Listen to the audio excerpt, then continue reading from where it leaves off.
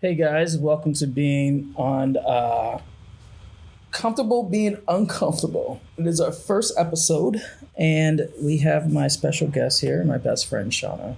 Hi guys, happy to be on Jack's inaugural show. I'm so excited. Yeah, so hopefully we do an amazing job and we kill it. But we got some really great topics to talk with you guys today.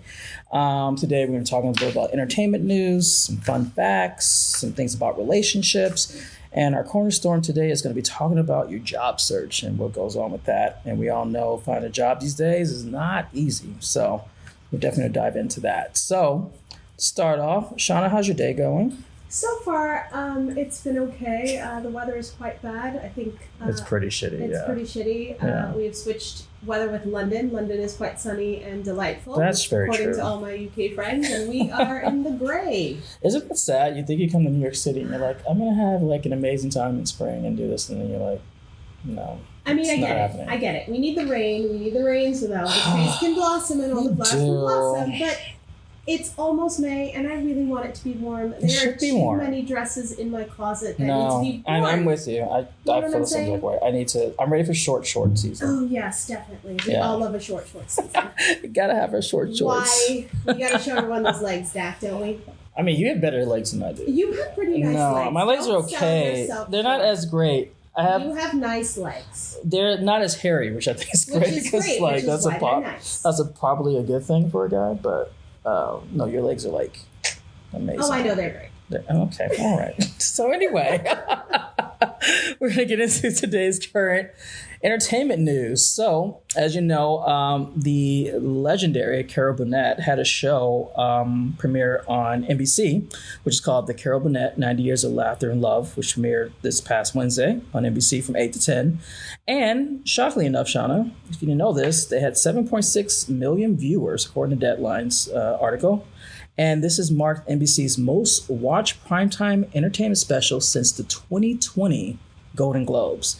But, you know, we all know about the Golden Globes. We all know about the Golden Globes. So But I'm honestly not shocked. I mean, Carol Burnett is, I don't think the word legend really is the word. She's an icon. She is Sure, facts. really, really been the groundbreaking comedian who has really set the pace for all of the comedians, male and female, Yeah. men and women, non-binary, who have come after her.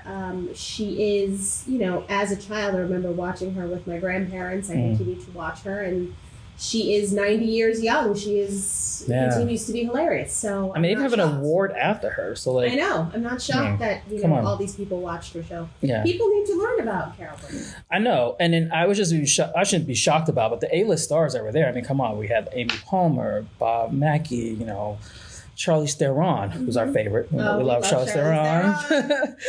Cher, Ellen DeGeneres, Julie Andrews, the best.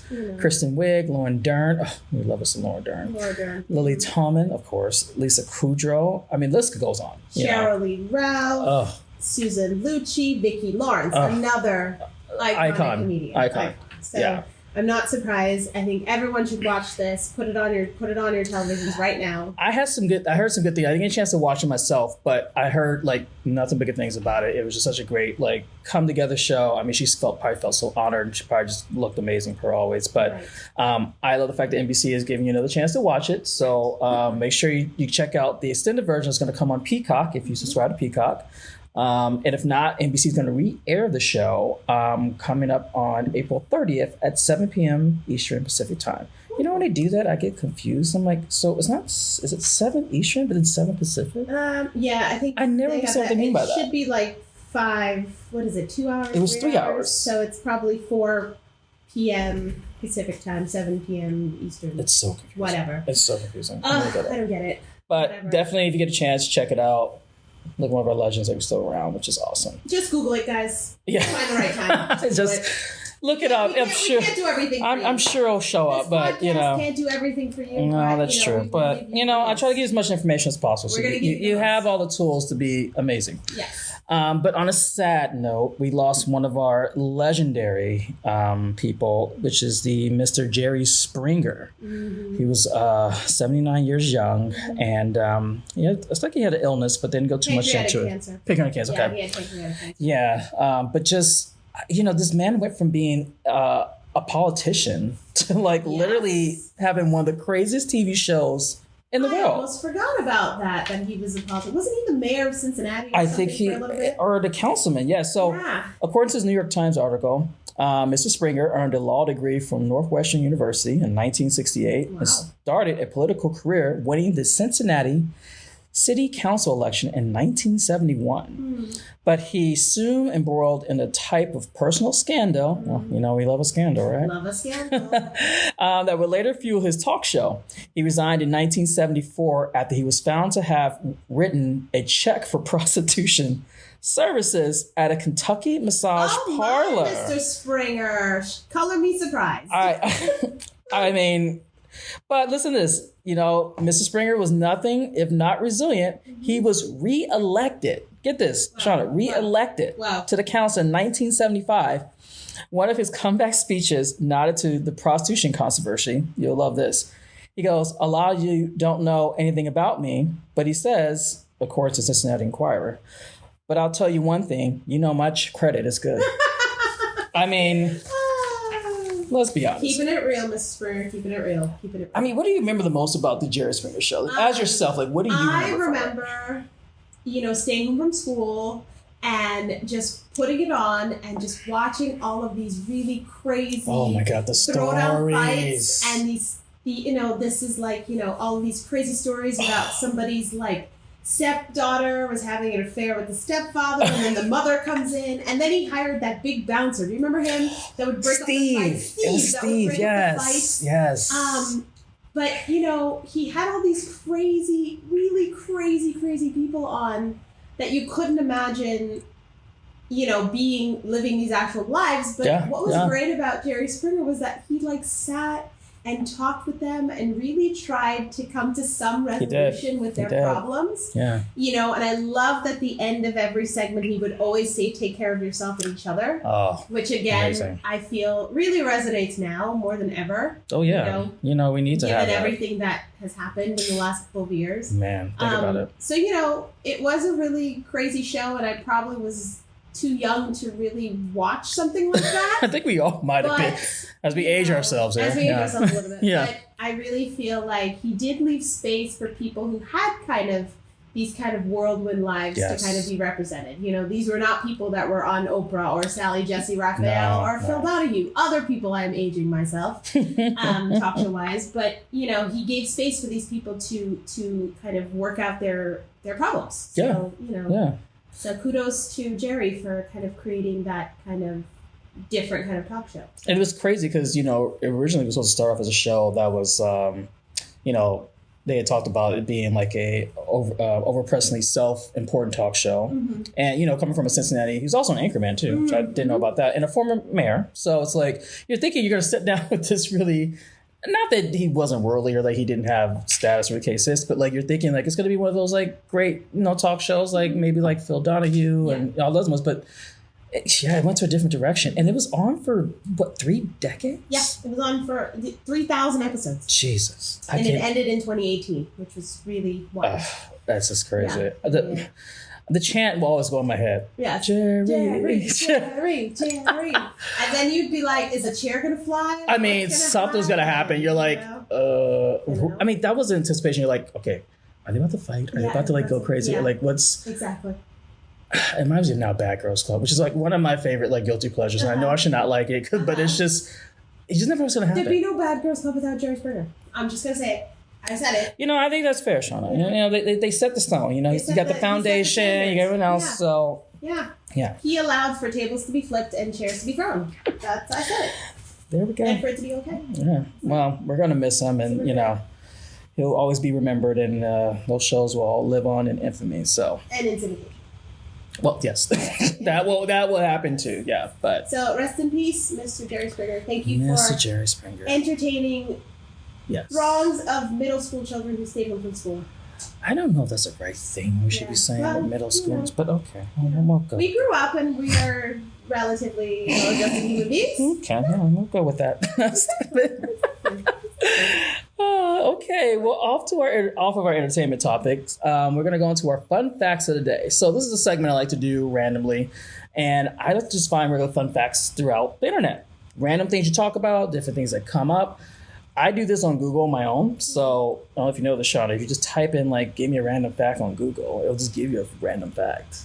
I mean, You're a big fan of Google. You're the spokesperson for Google. You're like, Google it. I love telling people to Google it, but I also just randomly pick up random facts, so people ask me for random facts. This is where you get your random facts from. Is this your secret, Sean? Is this where you get your random facts from? This is where I say, Google it. All right, you might be onto something. I might be behind on the skills, but I appreciate that. That's a really. It's kind of cool. Yourself. Yeah, I mean, I feel like sometimes like we know so much, but then it might be the most trivial things, but like you just learn some things, and you're just like, I didn't think of that. So we have our first fact, which I'm going to try to get through without laughing. Okay.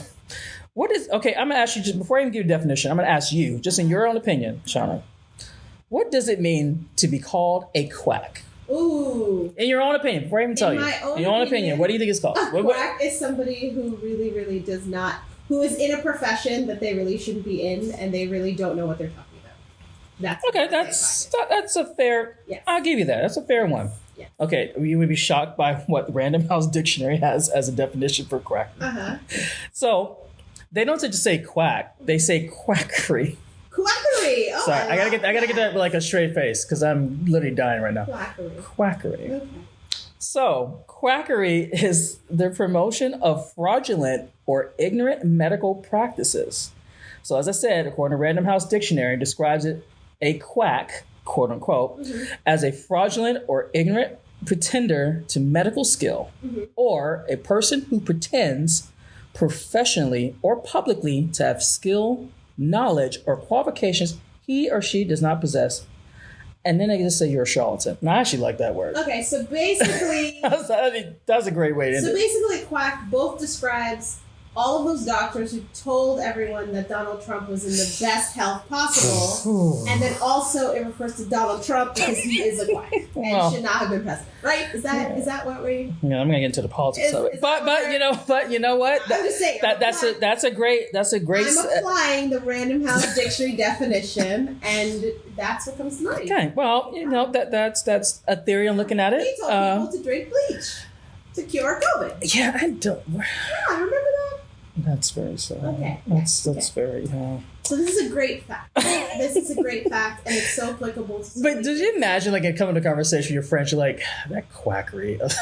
Like, just saying that word, just like, my favorite word is. I'm going to have to start using quackery in my everyday language. My everyday word that we never use in the world is Jezebel. Oh, I love the word Jezebel. But no one ever uses that. Now it's just like a very British slang, but no one ever uses the word Jezebel. Oh my God. She loves to call anyone at the drop of a hat a Jezebel. And I always say, Granny, we're in public. Like, please, could you... We can't be calling people It's a little harsh. There was a funny story. God, I hope she doesn't kill me. But one of my friends, we usually worked at Disney. I was with James and his dad. Now, James's dad is like the most nicest guy in the world. And he literally, we were talking about our friend going to her car. We dropped her off. So we went to have dinner. We were hanging out. Dropped her off to her car. She had to go to work in the evening. So his lovely father decides to say, oh, look at her being the lady of the night. Oh my! So me and Jay just looked at each other like, Papa, see, I don't think you know what that means. He's like, oh no, she's going to work in the evening. I was like, well, you're just making it worse. It's not the right kind of work we're talking about. But it's his poor sweet soul. He just did not know. But it just was. Don't be calling people ladies of the night. You just can't say that anymore. No. It's not a thing. Or people of the night. But you know what? We're not. But then again, we are not promoting against sex work. No. Sex work is sex work. Sex work is work. It's work. You gotta do what you have to do. Work. We're not gonna discriminate against that for that. But that word, just lady of the night, just cracks me up. Exactly. All right, my second fun fact. Also, I have a question. Why is there no equivalent? Why is there no lady of the day?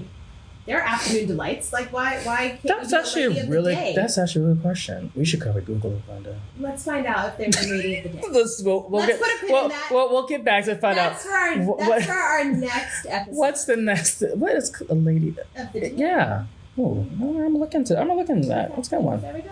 This is a scientific fact for Ooh, our science people. I love science. What color is the hottest part of a fire? I'm gonna let you guess this before I tell you. What do you think? I already it is? know because I used to study chemistry. All right, So. all right, Shauna, you're not helping me. I'm not helping.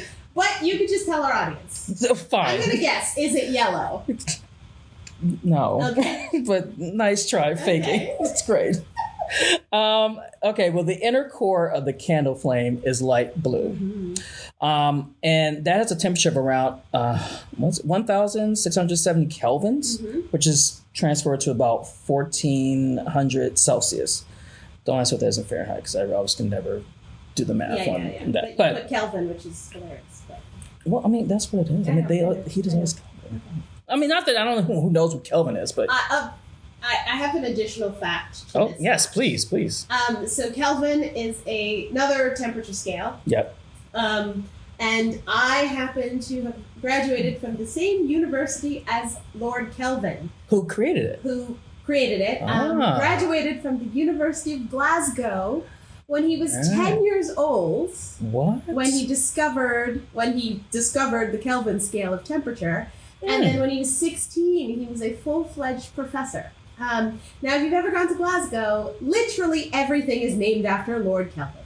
The river, a whole swath of neighborhood is called Kelvinside. There is, tons of things named after Lord Kelvin. That's really cool.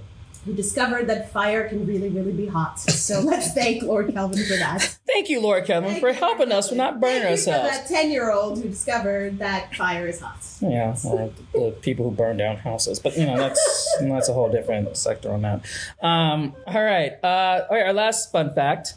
You may have known this. I didn't really remember this. The U.S. Treasury used to make large amounts of bills. So one of the questions is, maybe people may know or not, who do you think was the president on the $1,000 bill? I can't even think if that was even a thing. You think I've ever seen $1,000? Okay, but have you ever been? Okay, so this is my nerdum. What? I will give you my nerdism. So I used to go to a lot of Treasury departments, or not. Well, I did go to Treasury Department before in the past, but I used to go to U.S. Treasury or mints, and I'll take tours just to see what money was paid. We had one in San Francisco, we had one in Denver, we went to one in Philadelphia, and some are still open, some aren't. But they would show you the history of money.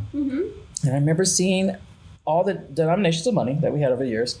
And I remember seeing higher amounts of bills. And I just thought it was so weird is that they never, ever talked about, why we don't have this in circulation. Exactly. And the guy on the tour couldn't give me, a real answer. But it was very interesting. So, seeing the fact that you've never seen it, I'll give you a quick breakdown of some of the larger bills, because there were a few. So, William McKinley was on the $500 bill. Interesting. You can imagine we even have a $500 bill anymore. Grover Cleveland was on. Wait. Did they give him a bill because he got assassinated? Sure, we'll go with that. So, Grover. It's not like he did anything. Grover Cleveland was on the actual $1,000 bill. Wow. Okay. James Madison was on the $5,000 bill. Ugh, really? Okay. And Salmon P. Chase. What the heck is Salmon P. Chase? I don't know, but he was on the $10,000 bill. Okay, let's see who this mofo is. Hold on a second. I mean, I didn't even think they went, okay, here's my question. Where are you getting this, how do you get change for this shit? He was the governor of Ohio, and he gets a $10,000 bill? What? I mean, I'm not the one to sit here and say yes or no. I mean... He was the Chief Justice of the United States, and he's the governor of Ohio. How the heck? And wait, hold on. I think I may have found out the answer. How did a man who was not a president put his face on the $10,000 bill? I don't know, Shauna, tell us. He was the Secretary of the Treasury. So... Okay, that's a little presumptuous, but okay. I mean...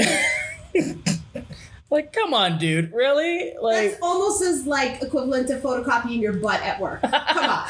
Have you ever done that? No, I have not. Are you lying to me? I have not. I think she's lying to me, people. That's fine. First of all, I'm very clumsy. I would have hurt myself. So even trying to get on top of it. I would have fallen off. I would have hurt myself. That would have been a bad look. people, those are our fun facts for today. So I hope you learned something from from how you get yourself on a bill. Just become the Secretary of the Treasury, guys. Yeah, that happened. Become the Secretary of the Treasury. Okay. Wait. I have to. Who's the Secretary of the Treasury? Oh my gosh, now? Shauna, we have a schedule we have to stick to. I'm sorry. People, this is what I go through on a daily basis. Who's the Secretary of the Treasury now, and whose face can we expect on the? I don't think that's ever going to happen again. Janet Yellen. Janet Yellen might put her face on the $20,000 bill. Let's see. Well, if we even take cash anymore, but that's a whole different scenario on that. That's a whole separate. And next we'll start scanning our eyes for like money and shit. And who knows. Okay, All right, this is also my favorite topic, which I don't know why people come to this all the time. It made it come to you, Shauna. Relationship corner. So yes. From time to time, I like to either take questions and find information about relationships and what the case is. So my quick background, I don't have one in relationships, but apparently my friends like to ask me questions about relationships as if I have a fucking answer. I don't know. So, but I try to be a good friend and listen, So I was scouring through the internet. And I came across this website from the Wedgwood Weddings website. Shout out Wedgwood. And they have a... like the dishes? Yeah, but it's their wedding site. Okay, cool. They sell wedding, they promote weddings. So on their blog, you can go to wedgwoodweddings.com/blog/100 questions. So any lovers, newlyweds, engaged people, they have 100 questions you should be asking your partner about themselves to see if you are either really compatible or it's like a challenge in your relationship. Now, this is not the way I look at it, but I'm just saying, if some of these questions you did not ask this before you got to the altar. Yeah. That's... I would just say there's some issues. So I've been in my relationship for about a year. Mm-hmm. It's been long distance, but a year. Yeah. In gay world, that's like 10 years. Yes, so exactly. I think it's like amazing. Yeah. So I like to fuck with John sometimes because literally he just... You meanie. You mean. Well, I just think sometimes he just likes to push my buttons up, pushes. But it's also in all the fun. We're all good. But these questions I found really hilarious. So these are the top, I want to say 1, 2, 3, 4, 5, 6, 7, 8, 9. These are the top 10 questions they had on their website. Mm-hmm. So I'm going to go from 10 to 1. Mm-hmm. First one is, Jesus. Can you tell when someone is lying or telling the truth? Yes. You can. Yes. So if your partner, you can tell if they're lying to you dead in your face. Yes, but I can also tell when anyone's lying to me. So you're just like Natasha Lyonne on the show Poker Face on Peacock. Make sure you watch it if you get a chance. I'm not promoting Peacock, but I'm just saying if you want to. I mean, it's a pretty good show. Natasha Lyonne is... she's legendary. Yeah. You can tell when someone's lying to you. So if I told you I was 28, you'd be like... Damn, that was cold. Okay, all right. You make this scrunchy up thing with your face. You know what? It's true. I have a really bad poker face. You can't lie. You also are incapable of lying. That's very true. Yeah, you make a scrunched up thing. But I'm really good at persuading people to do things. Yeah, so am I. Yeah. You might have learned that from me. Okay, all right. Yes. We'll go with that. Okay, yes. I don't think I can tell. I can with John though, because that boy couldn't lie for his life. Lie to save himself from a burning building. If he tried, I just would look at him and I'd just be like, just dance and shuffle away. He can't lie. I'd just be like, okay, John. You'd be like, babe, stop. Yeah, okay, that's fine. Whatever you did, we'll bury the body together. Yeah. That's the way you bond together in a relationship. Yeah, exactly. How do you get rid of the body? Yeah, okay. Just get rid of the body together. Next question you should probably ask your spouse or partner. What was your first job, best job, and worst job? I mean, this should be really like first date questions. Right. I feel like like I said, if you're doing this close to the altar, I really would be very concerned. Like 90 Day Fiance people know these answers. I find it hilarious. But also, I agree with you. This should be like first date questions. Yeah. Like, that's you ask someone on the first date, like best job, worst job. Exactly. But not at the altar. Not at the altar. But I think it is a good conversation piece to talk about in your relationship. I think it's kind of good to know. Yes. So I'll give it that. Yes. That's a good one. Name 3 things that make you love me that most people wouldn't notice. I think it's such a great, honest question. Honestly. This is a great question. Yeah. This is a good question as like a... not monthly check-in, but like every couple of months you check in with your partner. I think this is a good question to ask. It's true, because your relationship grows and evolves and things change. And you want to it's not see, but like you want to make sure you guys are both on track when it comes to communication and figure stuff out. Yeah, I think it's great. Yeah, that's a good question. I don't know what I would say about John. I mean, he's stupid adorable. Oh, he's adorable. But also, like, well, he is. He's very honest. He's very funny. Mm-hmm. He's very compassionate. I think you don't see a lot of that, but I think he really does care. I would say. He's got a huge heart. He does. Yeah. He's really great about that. He's too mushy sometimes. But I love it. I let it slide sometimes. I let it slide. All right. Next one. What would you say if you could sit down with your 15-year-old self? Girl, you will get a handle of your hair. Don't worry. You will figure out your hair. I love that. And don't pluck your eyebrows too much. Oh, that's a good one. I love that. Okay. I would tell myself, you're going to be a homo. No. I mean, that's a good thing too. No, I just be like, live life and be happy and try to not take things too seriously, and be a kid. I think when I was younger, I tried to feel like I had to grow up much quicker than I needed to be. But because I had older grandparents I was with, and my parents were not old, but like I was with my grandparents all the time, so I just have that old mentality. But right. Sometimes I enjoy being a kid, and I think you need to enjoy being a kid. Enjoy your youth when you can, because when you're an adult, it just sucks. Yeah. Being an adult is not fun. No, it is not. No. They lied. Mm-hmm. Yeah, they did. Dak, are you useful in a crisis? Okay. Can I answer that question? No, this question, once again, this is a huge red flag, because I'm like, if you're at the altar and you ask me this fucking question, like... It's too late. I think... No. No, okay, hold on. I think if it was a situation of getting somewhere and like getting out of a burning building. Yes. Yeah. I'm calm. I think that's good. You got to be calm in situations. Yes. You don't think I would be? You're biased. Okay. You're so biased. And I know.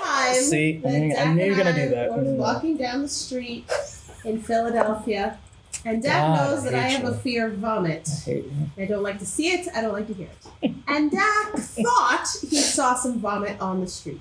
Okay. And instead of alerting me to not step in it, he screamed, and I almost stepped in it. Okay. So, in terms of staying calm when frightened...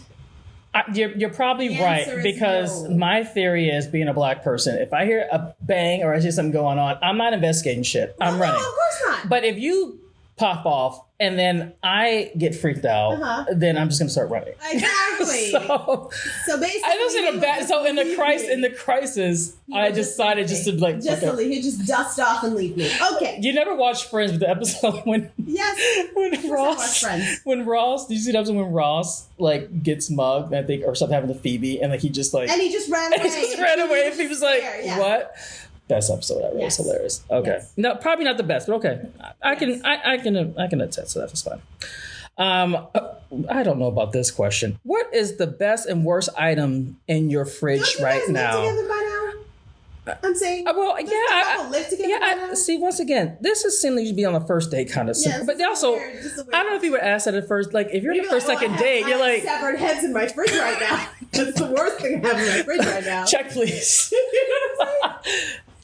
I don't even know how you even ask that question. Like, like what kind of wine? I don't know. Like food, meat that should be in the freezer. All right, we're not gonna get into that.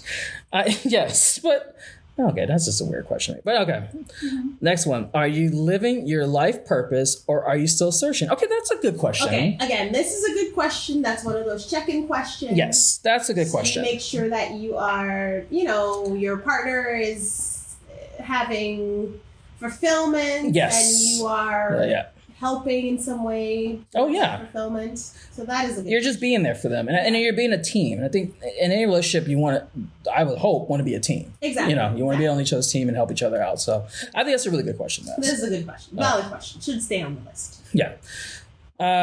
Next one. Okay. What form of transportation is best or worst? Are you scared of? Now, I actually agree with this question because when my aunt married my uncle, she had no idea he had a fear of flying. Okay. So she was coming, they've been together, I don't know, 20-something years. I think he mentioned it, but she didn't, so it was a joke. And she was coming out with my grandmother to California to visit with my mom.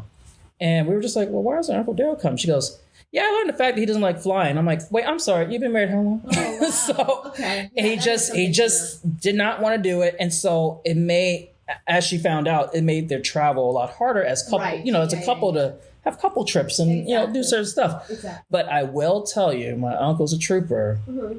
He finally did fly out to California. I want to say maybe a couple of years after that. And he got used to it. Okay, that's good. I think he discovered Valium. Okay, So awesome. I think Helpful. that might have helped. So him and my aunt were able to travel and have a good life. But I think that's actually a valid question because I actually have a fear of flying, but I prefer to fly direct so I don't have to feel a lot of bumps and, exactly. Correct.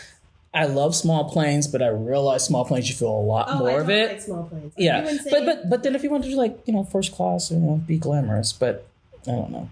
I haven't only done that one time in my life. So I used to have a huge fear of flying, and then I just did it. You just take Valium. Over and over. No. I just did it over and over and over again, and I set parameters. I would have my travel pillow. I would watch certain kind of movies on the plane, and then I got over it. So, okay, well that's fair. It's just a matter of how you. Because I love to travel, and I wasn't going to let something like the or you like the episode of Sex and the City where Carrie doesn't fly; she took a train all the way from New York to LA. No, I don't know how she did that. I would have been. I'm like absolutely not. And Samantha was such a great friend. Oh, love you, Kim Cattrall. But it was like I would be like, no, not. No. Can you imagine? You're like, Shauna, do you want to take I will meet you there. I will meet you on the other side. You're like, no, thank you. All right. I will take a train up to 5 hours max with you. That's not like to Chicago. That's to Boston. That's 4 hours technically. Okay. Or if we go on a train or DC. DC is 4 hours. To go to Europe. Well, those are that's totally different. But those are like different trains. Yeah. All right. This is a interesting one. What do you value most? Free time, recognition, or money? I mean, I think that's actually a really valid question because if you're not on the same, not that you need to be on the same page and everything, but like you have certain goals set for yourself in your relationship, I think it's kind of good to know where your partner's head is sometimes. Yes, agreed. So I think that's a really good question. Yeah. And I think me and John are pretty good about like understanding that, like as he transitions to what he wants to do and figure things out. We had a good conversation figuring those things out together. Yeah. But I think that's a really good question. Yeah, that's a good question. Once again, I don't think she should be having the day of her wedding. We got engaged. This should have been sorted. At some point, after maybe a year, you got to start figuring that stuff out. It's a good question. Yeah. Don't know if you wait it all to figure it out. But, all right. And the last one. Shauna, this is we're a very classy show here, okay? And your mind races 100 miles per hour. Are you a starter or a finisher? Now, they mean in a sense of... Tell me, what do they mean? Shut up. They mean in a sense of like if you start a project and do you see it to completion? Mm-hmm. So, and... Also applicable? Yes. And I'm going to get through the segment. And then the finisher part is saying, do you finish your project? Like, okay, if you had like your dad who said, I'm going to start this deck. And your dad started working on a deck and he just never did it. Right. Then you're like, Todd, like, what's going on? Like, why is the deck? It's been 6 months. Exactly. What's going on? Like, I would think that would frustrate a partner if you're like, I've started on a project and they just didn't finish it. Right. So I think it's a valid question. Once again, not for the wedding, but also, it's it can also work in tandem with one another if you are a starter and you do find somebody who can finish the project. That's true. I think that's a good balance of skill. So if you look at it that way. I love that. Yeah. Well, those are our fun relationship topics for today. If you guys have any, be sure to chime in and let us know. Yeah. All right, so we're going to get into our main topic today. So usually this section, I try to talk about some main topics that's going on in the world today. And so, because I'm going through this process myself, I figure, why not use me as an example? I have recently gone through this process. And you're recently gone through this process. So we're going to talk about... I might be going through it again. The main topic of the day would be looking for a job in today's market. Mm-hmm. So as we know... it's not easy trying to find a job these days. They always tell us the job market's getting better. It's doing wonderful. It's here, there, that. But in reality, I don't really think it. I think it is, but I think it's such a process. And at least in America, at least in the United States and certain major markets, it's not as easy as you think it is. Mm. So I did a little research on my own, and I want your opinion on this one, Shauna. These are some of the top effective approaches, and I want to know if you feel that this is valid or not on doing this. So He said number one is create a plan, which I think is actually fair. You want to plan out where you're looking, where you're doing, where you're applying to, and kind of keeping that, kind of sector going. The second is before beginning. Oh, okay. So it says before beginning your job search, it's helpful to create a plan. Determine what industry you want to work in, what roles you're looking for, your ideal salary range, and what kind of company you want to work at. Like, you think that's a fair assessment? I definitely think that's some valid benchmarks. I think, job searches can be really daunting. And, if you go on Indeed or you go on LinkedIn, you just get a barrage of different kinds of jobs. And so it's it may seem like you're never going to find something if you don't have a plan or you don't have a way to whittle down what it is you want to be sent. So I think definitely industry is really, really important. I would say a step before that would be a good thing to do is write down all the skills you have and all of the kind of like projects or anything that you've worked on that you enjoy and how they link to those certain skills that you have. Because then that helps you identify what those skills are in the job description. So I think that's really helpful. Ideal salary range, I think, is crucial. I think, there's no exact formula. Salary ranges vary greatly. I've seen jobs that go from like $55K to like $180,000, and you're like, well, what are the skill set that you're looking for? So I think that you should know, or you should at least have a number in your head that you want, a number that you are settling for. Or you're okay with. That you're okay with. With your own personal finances. Personal finances. So you always, in my experience, always ask for the amount that you want, and then think in your head when you have to negotiate what number you're willing to negotiate down to. Ooh. Yeah. Smart. Because if a job is set at like $100K, and you say I want $150K, and they agree to it, you could have lost out of $50,000 because you didn't ask. Wow. You know what I mean? Because they don't have to say what the cap of the job is. They can only offer you what they think. But if you offer and say I want $150K and they want you, then that's what. So it's always good to upsell yourself in that way. There you go. Hear that, people? Upsell yourself. Or at least don't sell yourself short. Yeah. If you have a master's degree, you should not be asking for anything less than $100,000. Yeah. Fair. In terms of what kind of company you want to work at, I think that's also really important. Asking questions about work environment, work hours, employee retention. Like, great question to ask. How long has some of these employees stayed at this job for? What is the growth possibilities? What is the culture of the place? How accessible is HR? What are team building exercises? And what are like work advancement, opportunities and where you're gonna go. And things like that. I think that's really important because if we've learned nothing about the pandemic and people leaving and changing jobs, is that we really should be in a place that you want to be, doing the thing that you want to do. Absolutely. And the more that you can control that narrative from your end when you approach the job market, I think is better. Yeah. Well, some good ideas. And how do you feel about the new rule? In New York, at least, they've learned to actually show you how. Oh, that's amazing. That's been amazing because it's I've seen jobs. I mean, I work in the art sector, where we are notorious for having a massive pay gap between entry-level jobs to upper management jobs. Right. I'm kind of right in the middle at the moment, but it was really eye-opening to really see dollar amounts associated with jobs. You have a job description that asks for a master's degree, and you're offering somebody $45,000. Jesus. That's insane because a graduate degree costs more than $45,000. Yeah, you'll be in debt forever to pay that degree back. Or just these jobs that shouldn't necessarily require massive years of higher ed. Yeah. and you're giving people no money. Like $45,000 in New York City is oh God. A study came out the other day. If you make $100,000 in New York City, it's really $36,000. Well, yeah, it's probably fair with like taxes. With taxes everything and else like that's cost taken of living out. and Yeah. everything. So even at my salary, I am barely surviving in New York City. It's crazy. Which is crazy. If I lived literally anywhere else, you'd be fine. I'd be thriving. You'd be good.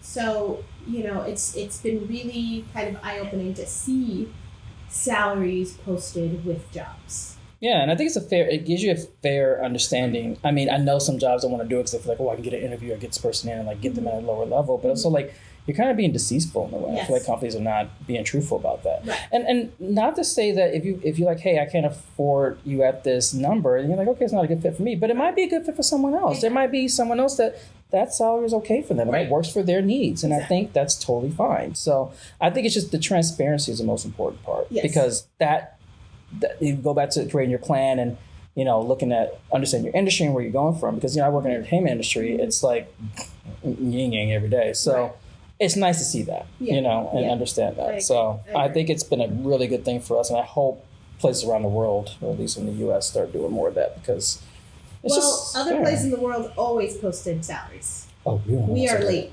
Oh shit! Are you really serious? Like when I was looking for jobs in the UK, salaries. I thought no one else did that. Salaries are always posted. Wow. Even salaries when you study when you're applying for a PhD and they're giving you a post to do, student teaching. Interesting. It's posted. Everything is posted, so you know exactly how much money you'll be making. Wow. And in the UK, they have this thing called bands. So if you're part of a specific band, you know exactly how much your salary will go up per year. You already know that. Wow.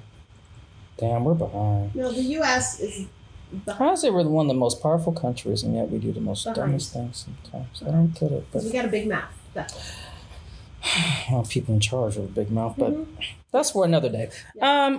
So I do think, one of the things I do think that's kind of great on top of what you said was like, I think it's good to go into your interview prepared. You did, you talked a little about like understanding the company and what you want. And I think I found the most success when I did my job search is that I did a lot of research for the jobs. I think some people don't do that. And I think that kind of sets you up for failure because I think, okay, you have twofold. Yeah, it's a job, you want a job, but also you got to play the game. I mean, it's like the Game of Thrones. Right. You got to play to win or you die. Yeah. Well, you don't die in the real world, but it's the same theory of like, you got to learn to, I mean, someone's not going to hire you if you didn't take the time to research their company. Right, you didn't take the time to look into what they're about. And also, to ask how you think you can fit in with them. Right. Because not every culture you're going to fit into. Right, exactly. Like, I would never feel comfortable working, and it's just me, I'm speaking just from my experience. If I worked in an all-white office, I wouldn't feel comfortable. Right. It would be something that doesn't work for me. Right. Someone else, whatever, that's fine. But I value culture, diversity, inclusion, and I value a company that likes to have a variety of people from different backgrounds. I feel like you get to learn that way. And I think it's not the same. I worked in finance for so many years, and I worked for so many finance bros, and I've seen them all. And I said they're all the same, but it's like, as I gotten older and more in my career, I realized that there's diversity in that. And I like that because it used to not be that way. Right. It used to be like a boys' club, a bunch of straight boys just doing coke in the bathroom and living in Murray Hill and doing whatever. Not that has changed, but Well, I'm trying to change that. But, or like working for Goldman Sachs and those other bullshit. You know what I mean? So like, I think understanding your company and getting to know them, especially trying to get to know you, is really important. And I think it take the time to do that because what you said earlier, it is daunting. But if you set a plan, you say, okay, Monday, Tuesday, Wednesday, I'm gonna spend 2 hours filling an application, and then take a break, and then say, okay, if this company gets back to me, I'm gonna spend a good 10 or 15 minutes researching. We have the internet at our hands. Exactly. There's no reason to not. It's not like you have to go to the library and go to an encyclopedia. Google that. Yeah, you can Google it. Glassdoor. I mean, Glassdoor is one of my favorites. Shout out Glassdoor. But it's like you have all these resources, so just take the time. But it's about time management to make sure, because we all know it's almost a job looking for a job, absolutely. And you have to manage that time to do that. Absolutely. So if you do that, prepare that, you get such better responses. Yeah. And the last part I like to do is I personally, if it's a job I really, really care about or I like, always send a thank you note. Yes. I think crucial. Now back in the day, it used to be you can, used to mail it and you can like mail it and write it in and hand out.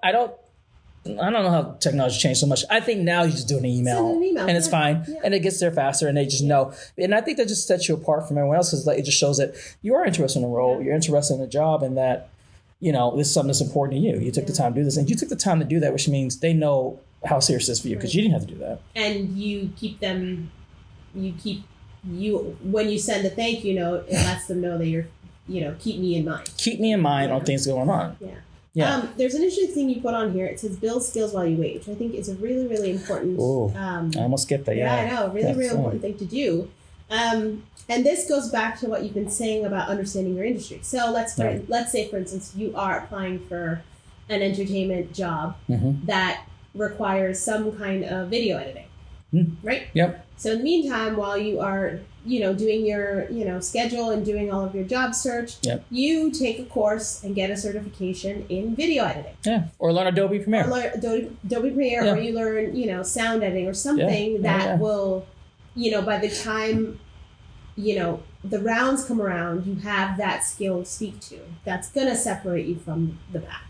That's so true. Because again, it's a really, really bizarre thing, but you have to learn how to market yourself. You have to learn how to market your skills, and you have to, you have to be your own salesperson. You have to sell really yourself. do, and I don't think I've been accused of this too, and I think I talked to you about this. Is like, I don't really sell myself. Like, I don't think the skills I have are good enough, and then you're like, shut the fuck up. Yeah, exactly. I'm like, but you don't think about it until you like kind of put together, and you're like, oh, I do have the skills. I have to learn something. Yeah, I did do, so.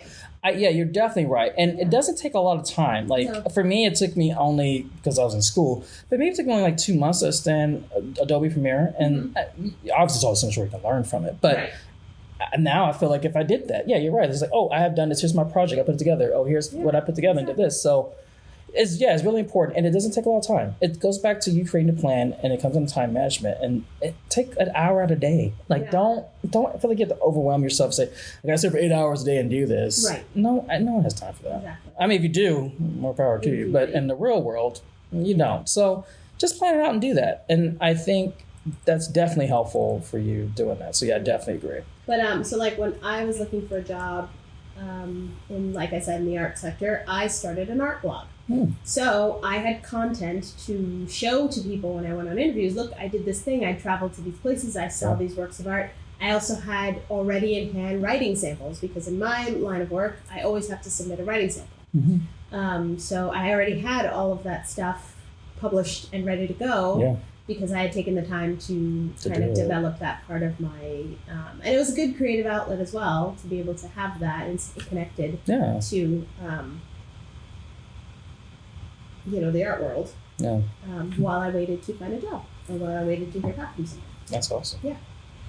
Well, we talked about the positives, but on our show, comfortable being uncomfortable. We gotta talk about the uncomfortable. We gotta talk about the other side. So these are things that people don't tell you about job searching. Which, now, if someone didn't tell you this, they're just not your friend. The shit is complicated. Yeah. Let's just be honest. And your location and market has a huge deal, as I mentioned earlier. Now, maybe you feel like because you're in a bigger city, you might have more options. Yes, that might be true, but you also have more competition. But it could be smaller towns and a lot of, industrial sectors or what the case may be. It may not be as easy either, because you have such a small population, not a lot of people to hire, people haven't retired, what the case may be. So it's definitely not easy, which is why we were saying it's best to do your job research and look at your industries and look at the options. But I do think post-COVID, it's been so much, I wouldn't say easier, but it's been so good with the whole hybrid and remote work that people have many opportunities to be like, hey, I don't live in this certain place, but I can still do this job. And if it requires travel, and you can always talk to your company about that, that you could do this. So it becomes almost to the point where you have options that you didn't have before. I mean, working remote was not a thing we had before. Oh, absolutely. Like that was, they just look at you crazy, like, work from home? What's wrong with you? That's not possible. You're not getting anything done. And then it was like, we were too productive. But it's good to know, like, now you got to do that because it's hard. And then, it's not going to happen you're not getting a job in 1 week. Right. I mean, if you did, I know you did something. One person who has gotten a job. I mean, please let me know and write in, because I'd be like, I just need to know how awesome you are, because that is like winning the lottery, but you make everyone's life better if that happened. But correct.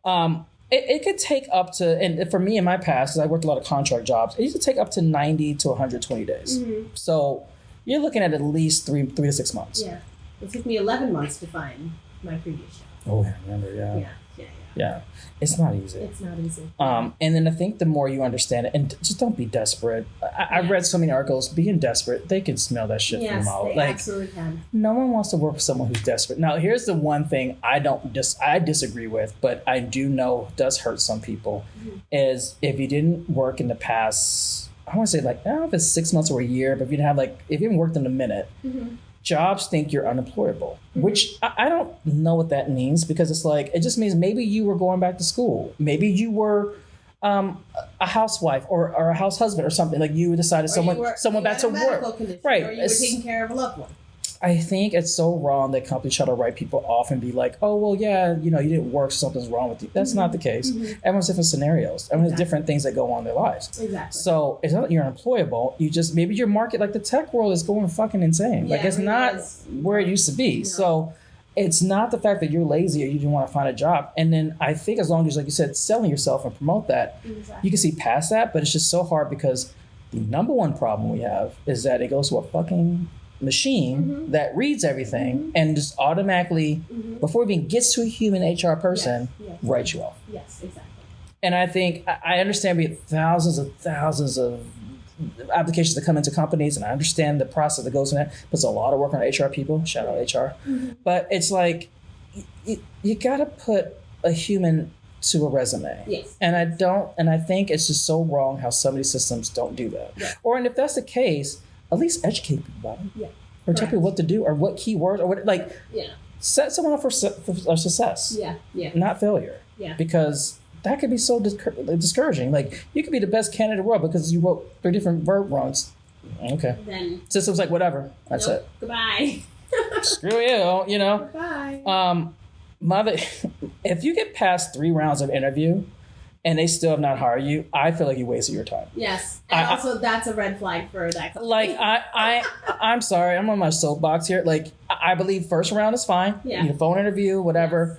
Second round is like, you meet with some of the maybe team or like maybe a middle manager. That's totally fine. And the third could be the actual person you're working for, or the actual hire up, what the case may be, depending on your level of work. Yeah. Anywhere past 4 or 5 interviews, someone I know went on 7 interviews and they did not hire her. No. That's time that you could be somewhere else, like doing something. You know or you know. Yeah, exactly. Like, what are you trying to suss out from that person after 7 rounds? Like, it's just doesn't make any sense. I agree. Like, I honestly am like, that's just this bullshit. I'm sorry. It's bullshit because you could be out interviewing somewhere else. Yeah, and find someone that actually likes you or wants you. But also by that point, you're starting to get like invested and hopeful that you might get this job. Oh. That's the worst part. Yeah. So. Well, that leads to my next question. Oh, God. Let's talk about job ghosting. It's like a relationship, which apparently ghosting is a thing. Jobs will ghost you. Now I've recently, I'm going to change it a little bit. In my recent job search, I have gotten responses back, not the ones I want to hear, but have gotten responses like we moved on with somewhere else. I don't need you to call me, pamper me, or whatever. Just you can send an email saying, hey, we moved a different direction, we found someone else. That's fine, at least you know. Yeah. But there's sometimes the jobs you apply to, or even you interview at, maybe your second, third interview. Yeah. You never hear back. I interviewed for a job in 2019. No, 2018. That I still don't know if I got. There's no answer. I interviewed twice, then I went back and did like a writing exercise. Oh my God, they made you go through all that. And I still don't know if I got the job or not. It's 2023, guys. 2023. Jobs, come on. I'm about to put them on blast, but I will not. Well. I will not. It's just bad improper practice. Like, it's just a level of communication where we hopefully advance as people. Yes. To get better at. Yeah. You may not like, and someone may not be a good fit, and that's okay. Yeah. We're at the point now. There's a market. We understand that. Hey, thank you so much for interviews. We went a different direction. Yeah. I respect that 100%. Thank you so much for letting me know. You don't have to go in and tell me everything. Like, if you want to, you can, but you don't have to. But like I said, I was even okay with just an email. But there were times like you said, you would never get back. You would just apply and like you'll go and interview. You're like, hello. What? You would get an email. I had one job I was interviewed for the other day. I reached out to them, which I found hilarious. They were just like, oh my God, we'd love to talk with you. I had this like little first round, did a second round. Send an email just to follow up. It's like, hey, just want to make sure we're still on track. Never heard from them. And I'm like, all right, that's great. Thanks. I appreciate it. And yeah, it's just crazy. Now, there was a really funny article I found that talked about 9 things you should never ever reveal when you're job hunting. I can say one. You know one of them? You might actually know. You actually might know one of them. I'll say one because I've done it and now I regret it. Uh-oh. You want to tell us? You ready to tell us? So speak on it. Speak on it. So, anyone who knows me knows I have a lot of food allergies. And, I work in a gallery where we have a kitchen and we have lots of different foods and whatever. Sure. And so I said that 1, I'm gluten intolerant, and 2, I'm allergic to shellfish. The shellfish thing has been pretty okay. Everyone's been pretty fine about it. But sure. Gluten intolerant, it's like, if I'm in the kitchen, gluten intolerant, by the way, means that I can have 1 gluten item a day, but I can't overdo it. Right? Okay. All right. So I'll be in the kitchen and I will have eaten half a bagel, and someone comes up to me and say, oh, wait, you're not allowed to eat that. What? And I'm like, or I shouldn't be eating that. And I'm like, I regret telling you that I am gluten intolerant. See, so it's like, I'm being policed by everyone. People. Like, I don't know. Well, do you think it's because they think it's a liability for them? Like, oh, she's going to sue us if we do this in the case is like. It's all me. My stomach's going to hurt. Yeah. Crazy. But I think I've noticed that revealing too much about my chronic illnesses isn't necessarily a good thing. It's really fucked up that, like, it's not as, Yeah. But, because it's like, then your employer thinks, oh, no, she's going to be out of work. She's going to have to stay home. She's going to have sick days and blah, blah, blah. So, I try to keep that not, I try to not reveal as much about that as I can. But you live and you learn, right? You live and you learn. What are they? This is a fun one, which I don't know why people ever do this, but I guess they do. Don't badmouth your current job. Like, I get it. You may not love your current job. You may hate it, and that's fair, and it's probably why you're looking for a new job. But there's a very PC way of just saying, it just, we went in different directions, or I just, you have to have a diplomatic answer. It's like, hey, it was a growth opportunity, but I'm looking for something to develop me more. Not that Sarah got drunk at the Christmas party and tried to fill my ass. Exactly. And, exactly. Or my boss is doing coke in the bathroom every weekend. Like, I don't know. You know what I mean? Like, just my company is shaving off money from, I was very Enron, but you know what I mean? It's like, Exactly. You think of a diplomatic way to say why you parted ways. Yeah. Yes. And correct. Because think about it, they don't think that you can do the same exact thing to them. Yeah. If you ever leave, you're going to you're going to write a few cases. Yeah. So don't ever do that if you get it. We talked about don't being desperate. Actually, this is probably a good one. Don't put all the cards on the table, because I think we talked this earlier. You get so invested in a job and you get so close to it. And I think it's very more soul crushing when it doesn't happen. Yes. I think it's good to be positive. There's nothing wrong with being positive, but it's hard. Don't say, okay, there's one job and that's it. I have nothing else. I'm gonna stop looking everywhere else. Right. You got to keep looking because you don't have it. You don't have a job yet. Also, I think this pertains also to the interviewing process. Like when I was interviewing at a couple different places, but I wouldn't have told the place that I really wanted to go to that I'm interviewing at a couple places. Like, because then, either they feel like they shouldn't continue to invest in talking with you. Yeah. So it creates this bit of a tension with your place and their ability to offer you a job. So I would say, don't say that like, oh, I'm interviewing at like this place, this place. Well, unless they ask you, which I think this is a double-edged sword. So when I did mine, I didn't, unless they asked me, I didn't mention it. And so because I was in a running for a couple of media companies at the time, they asked me because they were close to making their decision. So for them, it became I like to call it a bidding war of myself. And it was like, okay, where's he going to go? Who's his options cases? And for it to make a decision. And I think once I said that, they pulled the trigger. But I do what you're saying. Another side of it, you don't be cocky about it either. Right. But once again, if they ask you, that's fine. Well, but I wouldn't bring it. Like I wouldn't say, well, I'm working blah blah blah blah. It's like, okay, I don't want to hear that shit. Well, if you've gotten solid offers, then I think it works in your favor in terms of like, you 100%. Can pull money out of. Absolutely, yeah. You can definitely get away with that, and I think that's the important part. But it is a double-edged sword. I do agree with what you're saying. I don't feel comfortable unless they ask me, and I'm like, oh well, if you're asking me, then I'm going to tell you I'm a prize, and you should want me. You are a prize. Yeah, thank you. You are. This is another one I find hilarious. Mm-hmm. Don't say this job is a stepping stone. Who in the heck ever says? I've been around people who have done that, and I'm like, you are shooting yourself in the foot. Think that if that's. You can think it, yes, but don't say it. But if don't. Say this is just a job. Like we've been, me and you've been assistants in EAs forever. Like, that's always a stepping stone job. It's a very but. And they know that, but you don't blatantly say it like, "Oh yeah, I'm just here because I just want to get in." That's it. Yeah. It's no, don't do that. Don't do that. Don't do that. Exactly. It also says, "Don't tell them that you're nervous." I don't know, but it says, "Of course you're nervous. It's kind of the whole point of job interviews. Whatever you do, don't apologize to your interviewer for your nerves."